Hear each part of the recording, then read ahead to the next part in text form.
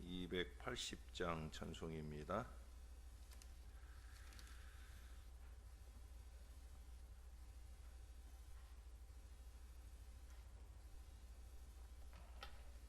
전부여 의지없소서 손 들고 옵니다. 주 나를 외면하시면 나 어디 가리까. 내 죄를 씻기 위하여 피 흘려 주시니 곧 회개하는 마음으로 주 앞에 옵니다. 전부터 계신 주께서 영 죽을 죄인을 보혈로 구해 주시니 그 사랑 한없네. 내 죄를 씻기 위하여 피 흘려 주시니 곧 회개하는 마음으로 주 앞에 옵니다. 나 예수 의지함으로 큰 권능 받아서 주님께 구한 모든 것 늘 얻겠습니다. 내 죄를 씻기 위하여 피 흘려 주시니 곧 회개하는 마음으로 주 앞에 옵니다.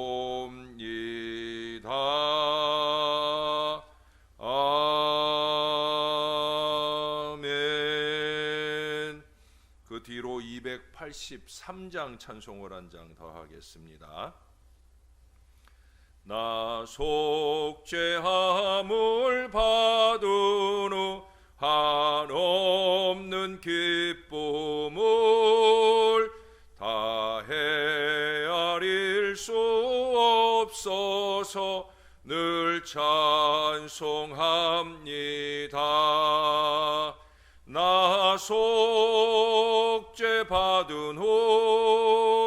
나 속죄 받은 후 주를 찬미하겠네. 나 속죄 받은 후 주의 이름 찬미하겠네. 나 속죄함을 받은 후 내 마음이 새로워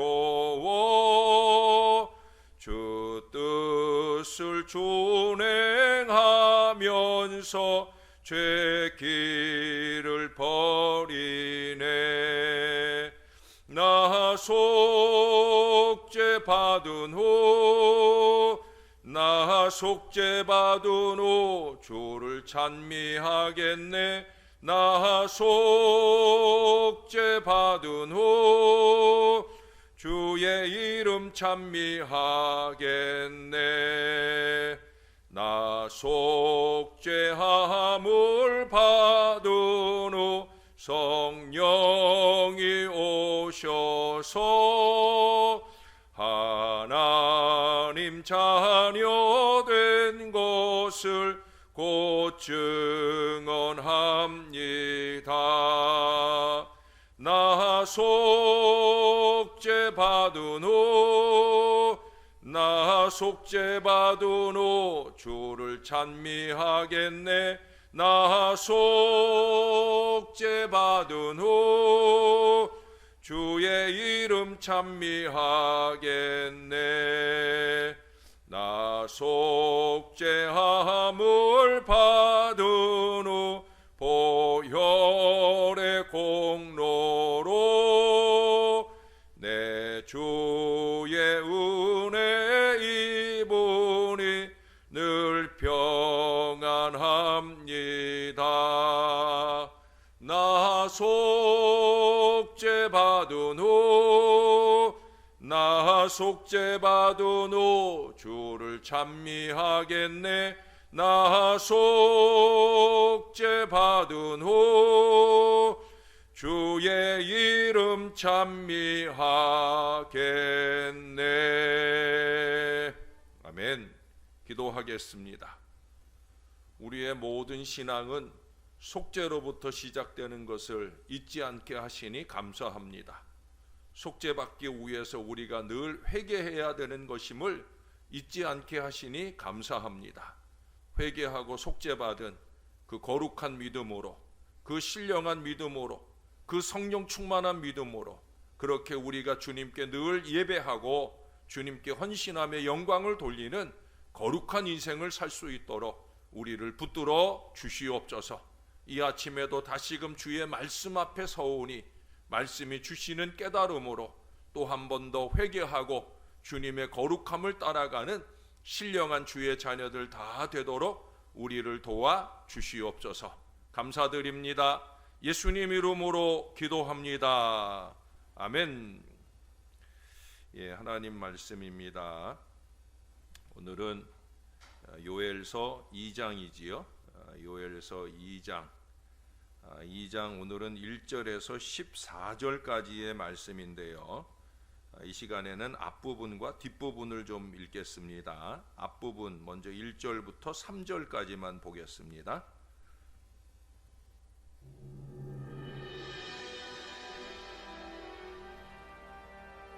시온에서 나팔을 불며 나의 거룩한 산에서 경고의 소리를 질러 이 땅 주민들로 다 떨게 할지니 이는 여호와의 날이 이르게 됨이니라. 이제 임박하였으니 곧 어둡고 캄캄한 날이요 짙은 구름이 덮인 날이라. 새벽빛이 산 꼭대기에 덮인 것과 같으니 이는 많고 강한 백성이 이르렀습니다. 이와 같은 것이 옛날에도 없었고 이후에도 대대에 없으리로다. 불이 그들의 앞을 사르며 불꽃이 그들의 뒤를 태우니 그들의 예전의 땅은 에덴 동산 같았으나 그들의 나중의 땅은 황폐한 들 같으니 그것을 피한 자가 없도다. 아멘. 자, 우리 뒷부분은 한번 교독을 하겠습니다. 오래간만에 11절부터 14절까지 한 절씩 교독을 합니다. 여호와께서 그의 군대 앞에서 소리를 지르시고 그의 진영은 심히 크고 그의 명령을 행하는 자는 강하니 여호와의 날이 크고 심히 두렵도다. 당할 자가 누구이랴.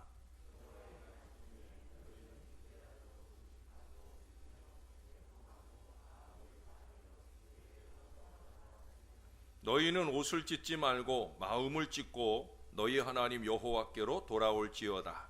그는 은혜로우시며 자비로우시며 노하기를 더디하시며 인애가 크시사 뜻을 돌이켜 재앙을 내리지 아니하시나니.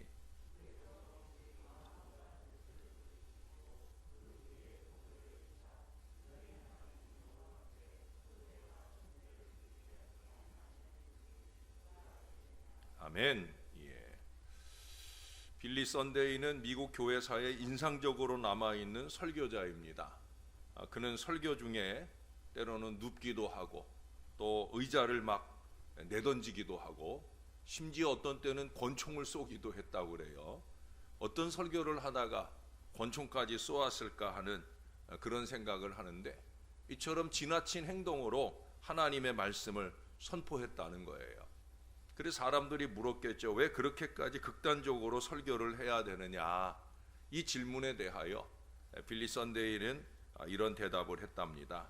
제멋대로 살려는 귀여운 고양이들을 돌아오게 하기 위해서입니다. 예수를 믿는 것은 발길을 돌이키는 것입니다. 진정한 회개 없이 구원은 없습니다. 회개시키고 구원받도록 그렇게 돌아오게 하기 위해서 때로는 그렇게 극단적인 방법까지 동원하면서 그렇게 자극을 한다는 거예요. 그의 말이 맞아요. 진정한 회개 없이 구원이 없습니다. 은혜도 없습니다. 우리가 지난 월요일에도 호세아 14장에 통해서 회개의 말씀을 배웠는데 오늘 그 말씀에 이어 또다시 오늘 본문에서 회개를 가르쳐 줍니다. 사실은 호세아 선지자나 요할 선지자나 또 앞으로도 마찬가지예요. 대부분의 많은 선지자들의 끊임없는 말씀들은 계속해서 회개를 촉구하는 거예요. 왜? 예언서에 나열된 이 많은 심판의 예언이 우리의 것이 되지 않으려면 회개해야 되기 때문에 그래요. 오늘 본문에 보니까 요엘이 여호와의 날이 임박했음을 선포하면서 그날의 성격을 설명하고 있어요. 2절에 보니까 이날은 어둡고 캄캄한 날이다. 이는 무서운 심판과 환난을 상징하는 거죠. 그래서 아까 11절에 거기 마지막에서도 그러잖아요. 크고 심히 두렵다. 여호와의 날이 심히 크고 두렵다. 여호와의 날이 크고 심히 두렵도다라고 그렇게 말하는 것을 봅니다. 구약에는 이 여호와의 날이란 말이 많이 나와요. 똑같이 1절의 말씀처럼 나팔을 불며 시작되는 날인데 요엘은 이 여호와의 날에 대해 구약에서 일반적으로 많이 쓰이는 구원과 승리의 날에 대해 날이라는 긍정적인 개념으로 보다는 오히려 멸망과 두려움과 심판의 날이라는 부정적인 개념을 더욱더 강조하고 있어요. 다시 말해서 구약에서 여호와의 날 그러면 일반적으로 승리와 구원의 날이라는 거예요. 근데 지금 요엘이 말하는 여호와의 날은 뭐예요? 심판과 두려움의 날이다. 이 날에 이스라엘은 완전히 황폐해질 것이라는 거예요. 그런데 그 심판의 선봉에 하나님께서 서신다는 겁니다. 11절에 보시면 여호와께서 그의 군대 앞에서 소리를 지르시고 그의 진영은 심히 크고 그의 명령을 행하는 자는 강하니. 여호와께서 왜 앞장서실까? 왜 앞장서실까요? 하나님께서 구원이 아니라 심판을 위해 앞장서시는 이유가 도대체 무엇이겠느냐는 거예요. 서두에도 말씀드린 대로 바로 회개를 위해서예요. 하나님께서는 우리를 궁지로 몰아넣음으로써 우리를 회개시키고 하나님께로 돌아오도록 그렇게 하시고자 하심이라는 거예요. 언제나 그렇습니다. 하나님의 모든 말씀은 끊임없이 우리로 하여금 회개를 통해 속죄받게 하고 속죄를 통해 성령도 충만하고 은혜도 충만한 신앙 인생이 되게 하시길 원하신다는 거예요. 그래 여기 12절 이하에는 바로 이러한 하나님의 은혜로운 초대가 언급되어져 있어요. 이제라도 돌아오라 하셔요. 회개가 촉구되고 있어요.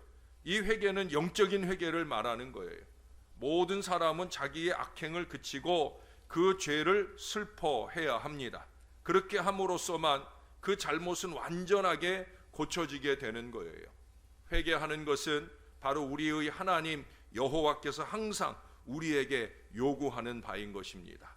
우리는 우리가 지은 죄에 대하여 진실로 겸손하게 회개해야 됩니다. 다시 말해서 우리는 죄로 말미암아 하나님을 욕되게 한 것에 대하여 사죄하고 또 그 죄로 말미암아 우리 자신을 스스로 해친 것에 대하여 부끄럽게 여길 수 있어야 된다는 거예요. 그리고 슬픔과 수치심을 나타내는 외적인 표현들, 곧 금식하며 울며 애통하는 이 믿음의 행동까지 더해질 수 있어야 된다는 거예요. 변화된 신앙과 삶이 나타나는 회개의 역사가 표현되어야 된다는 거예요. 그러나 슬픔을 나타내는 이런 외적인 표현들은 내적인 마음으로부터 생겨나야 되는 거예요. 그래서 여기 이 외적인 표현 뒤에 13절에 다음의 말씀이 수반되고 있어요. 너희는 옷을 찢지 말고 마음을 찢고. 하나님께서 찾으시고 요구하시는 것은 바로 마음을 찢는 거예요. 마음을 찢는 거. 자기의 죄를 도려내기 위해 아프고 괴로운 그 마음을 회개로 쏟아놓는 거, 바로 그것입니다. 시편 51편 17절에 말씀하시길 우리 하나님께서는 상하고 통회하는 마음을 멸시하지 아니하신다 하셨습니다. 하나님이 판단하시는 것을 보통 심판이라고 하지요. 남이 자기를 판단하는 것을 비판이라고 하고요. 또 자기가 자기를 판단하는 것을 바로 회개라고 하는 거예요. 하나님이 나를 판단하시는 건 심판이고, 남이 나를 판단하는 건 비판이고, 내가 나를 판단하는 게 바로 회개입니다. 말씀에 비추어 마음을 찢는 객관적인 자기 판단이 진정한 회개인 거예요. 항상 하나님의 말씀은 나에게 하시는 말씀이다 하는 말씀으로 들어야 된다고 그랬어요. 그래서 그 말씀에 비추어 삶을 돌이키는 노력들, 그것이 바로 회개라는 거예요. 말씀을 들을 때, 야, 이 얘기는 우리 남편이 들어야 되는데, 예? 우리 아내가 들어야 되는데, 이런 어리석은 마음이어서는 안 된다는 거예요. 내가, 나에게 주시는 말씀이다. 우리는 우리의 하나님께로 철저하게 돌아서야 합니다. 그리고 우리는 죄와 다투게 되어질 때 하나님을 절실하게 필요로 하게 됩니다. 여기 12절에서도 또 13절에서도 거듭하는 얘기가 뭐냐? 너희 하나님 여호와께로 돌아올지어다 하는 말을 강조하고 있어요. 이처럼 이 백성들로 하여금 마음을 다하여 여호와께로 돌아오도록 설득하기 위하여 사용된 여러 가지 논지들이 그 뒤에 기록되고 있습니다. 가장 중요한 건 뭐냐? 여호와께서는 선한 하나님이시다라는 사실이에요. 그것을 오늘 이 요엘 선지자는 확신하면서 말하고 있어요. 그렇기 때문에 우리는 우리의 하나님이신 여호와께로 돌아가야 된다는 거예요. 그것은 하나님은 우리의 죄를 처벌함에 있어서 정당하고 의로우실 뿐만 아니라 우리의 회개를 받아주심에 있어서도 은혜로우시며 자비로우시기 때문인 것을 13절에 잘 밝히고 있어요. 그러면서 여기 회개에 따르는 하나님의 은혜가 14절에 잘 언급되고 있어요. 먼저는 뭐예요? 마음과 뜻을 돌이키신다는 거예요. 그 앞에 13절 하반절에도 보시면 인애가 크시사 뜻을 돌이켜 재앙을 내리지 아니하시나니 라고 말씀하셔요. 이것은 하나님께서 자기의 뜻을 바꾼다는 것이 아니고 죄인의 마음이 변화될 때 그 죄인을 대하는 하나님의 방법이 변화되는 것을 말씀하고 있는 거예요. 우리의 회개를 통해 판결은 기꺼이 번복되고 율법의 저주는 제거될 수 있다는 거예요. 그래서 회개해야 되는 거예요. 우리가 진실로 우리의 죄를 회개한다면 하나님께서 그 죄를 용서해 주시고 우리와 화해하시리라는 것은 너무나 분명한 사실입니다. 여러분, 그것만이 아니에요. 본문에 보면 그 뒤에 복을 내린다 하셔요. 그 뒤에 복을 내린다 하시고, 이게 하나님의 은혜와 자비입니다. 실로 대단하신 하나님이셔요. 그냥 마음과 뜻을 돌이키시는 것만 아니라 복을 내리신다는 거예요. 그런데 여기 바다보다 넓다는 말로 부족하신 우리 하나님께서 내리시는 복, 우리로 하여금 복을 넘치게 하시는 그 하나님, 회개를 주저할 일이 조금 더 없다는 생각을 우리에게 하시는 하나님이 회개를 통해 주시는 축복, 그것이 무엇이냐? 마지막으로 얘기하잖아요. 그 뒤에 복을 내리사 너희 하나님 여호와께 소제와 전제를 드리게 하지 아니하실는지 누가 알겠느냐? 이게 뭔 말이에요? 예? 예배의 자격을 주신다는 거예요. 그게 복이라는 거예요. 여러분, 회개는 축복의 진군입니다. 회개를 통해 우리는 축복의 미래를 활짝 열 수 있어요. 근데 그 축복의 출발점이 뭐냐? 바로 예배의 자격을 회복해 주시겠다. 예배가 으뜸 축복인 것을 우리에게 말씀해 주고 있어요. 여러분, 아무나 예배하는 게 아니에요. 내가 예배를 드리고 안 드리고 하는 게 아니란 말이에요. 하나님은 죄 많은 인생의 예배를 거부하셔요.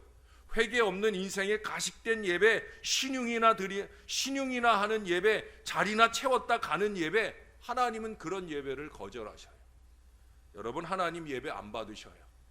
시편 24편에서도 여호와의 전에 설 자가 누구냐라고 말씀하실 때 손이 깨끗하며로 시작하여 순전한 인생을 꼽고 있어요. 죄 없는 인생의 예배를 받으신다는 거예요.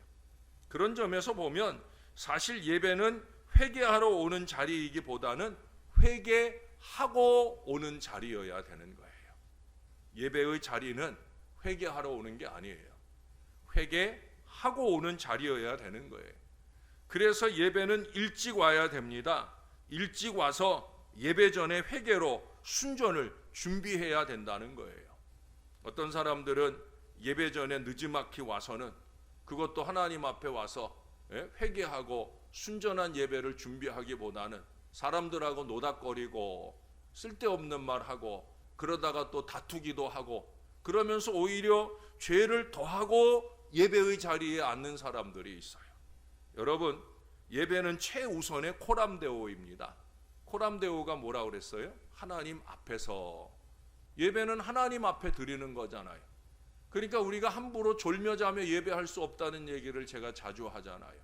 예배는 하나님 앞에 드리는 거예요. 그러니 우리가 회개 없이 순전함이 없이 하나님 앞에 서면 안 되는 거예요.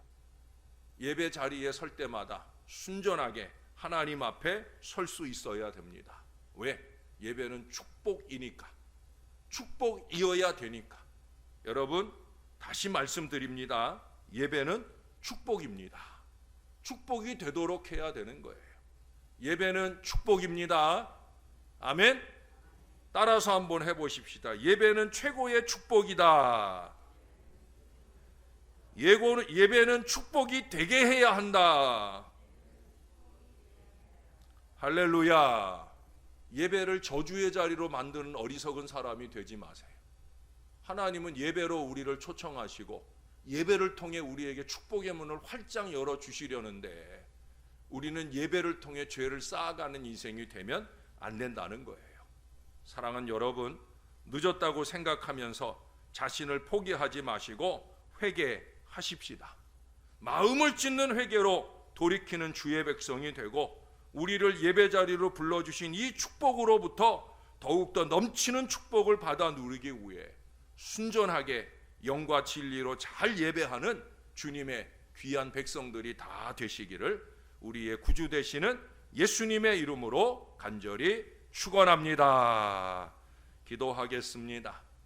참 좋으신 아버지, 우리의 새벽 서시간이 우리 하나님 앞에 예배하면서 더욱더 순전하게 시작하는 이 하루가 되게 해주시니 감사합니다. 예배로 우리를 부르신 것이 하나님의 축복의 시작인 것을 잊지 말게 도와주시고 이 자리로부터 오늘 하루 내내 하나님의 축복이 넘치는 은혜의 시작을 이룰 수 있게 도와주옵소서. 그러므로 우리가 늘 예배할 때마다 코람데오의 정신을 가장 많이 기억하게 도와주옵소서. 하나님 앞에 서는데 내가 죄 많은 인생으로 서서야 되겠는가? 내가 얼룩진 죄악으로 죄악을 더하는 그런 예배 시간이 되어서야 되겠는가? 항상 이 마음을 놓치지 말고 순전하게 예배하고 영과 진리로 예배하고 하나님께 기쁨을 드리는 예배가 될 수 있게 도와주시옵소서. 그 뒤에 복을 내리사 예배하게 하신다 하셨사온데 이 예배의 거룩한 자리로 우리를 부르신 하나님이 마음껏 우리를 축복하실 수 있도록 더욱더 신령한 주의 백성으로 잘 살아내는 오늘 하루가 되게 하여 주시옵소서. 우리가 어디를 가든지 무엇을 하든지 누구를 만나든지 하나님의 백성인 것을 잊지 말게 도와주시고 그 백성으로서의 합당한 거룩한 신앙 인생으로 하나님께 영광 돌리게 하여 주옵소서. 오늘도 우리와 동행하시며 여호와의 날이 우리에게는 구원과 기쁨의 날이 되게 하실 우리의 구주 예수님의 이름으로 간절히 기도합니다. 아멘.